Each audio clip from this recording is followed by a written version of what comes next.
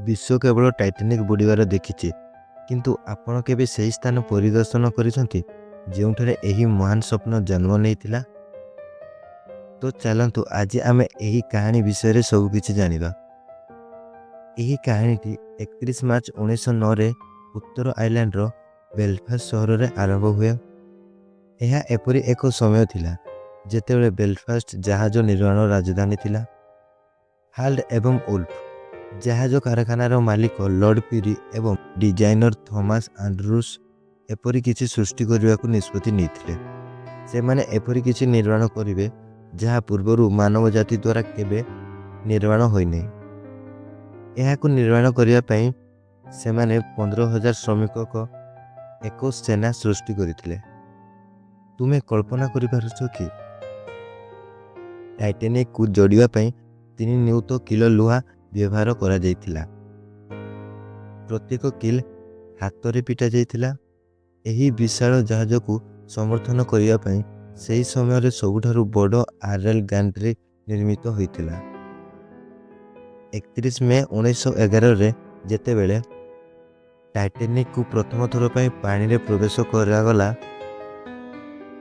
सेतेबेले Belfast सहरर 1 lakh लोक याकु प्रशंसा करथिले। 1912 मसीहा एप्रिल 14 तारिख राति 11:40 रे उत्तर अंटार्कटिका महासागर रे एक बरफ खंड सहित टाइटैनिक रो धक्का होइतिला। यह परे प्राय 2 घंटा 40 मिनिट पर अर्थात एप्रिल 15 तारिख भोर 2:20 रे संपूर्ण भावे टाइटैनिक बुड़ी जाइतिला एवं बेलफास्ट हृदय मध्य ता संगरे भांगी जाइतिला। बेलफास्ट सहर रे अनेक वर्ष धरी नीरवता रहितिला, किंतु ठीक 100 वर्ष पर 2012 मसीहा मार्च 31 तारिख रे बेलफास्ट सही ऐतिहासिक स्थान रे विश्वर सर्वबृहत टाइटैनिक संग्रहालय खोला जाइतिला।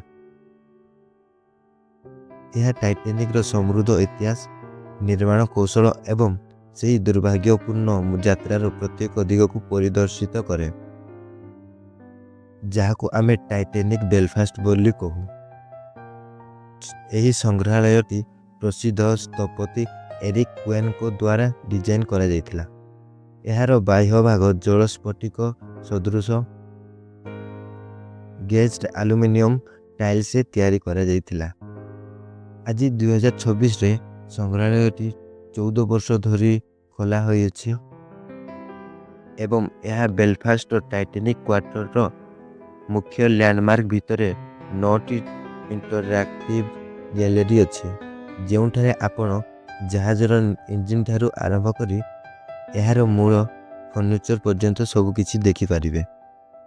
टाइटैनिक बेलफास्ट केवल एक कोठा नुहे, यह से श्रमिक मानक प्रति एक श्रद्धांजलि जो माने निज हाथ रे इतिहास लिखिथिले। टाइटैनिक समुद्र भितर अछि, किंतु यार आत्मा बेलफास्ट रे बंची रही। बेलफास्ट संग्रहालयर उच्चता 126 फुट, जहाँ मूल टाइटैनिक उच्चता थिला। संग्रहालयर बाहर एसएस नोमाडिक शिप रही, जहाँ टाइटैनिक रो मूल सान भाई एवं विश्वर शेष व्हाइट स्टार लाइन जहाज थिला। यह उत्तर आयरलैंड यूके रे अवस्थित एवं निकटतम विमान बंदर होची बेलफास्ट अंतर्जातीय विमान बंदर। आपण कौन यही स्थान परिदर्शन करिवे? आपण को मतामत कमेंट द्वारा जणांतु। जदि आपण को यही वीडियोटी भलो लागिला ताहले लाइक करंतु, शेयर करंतु एवं चैनल को सब्सक्राइब करंतु।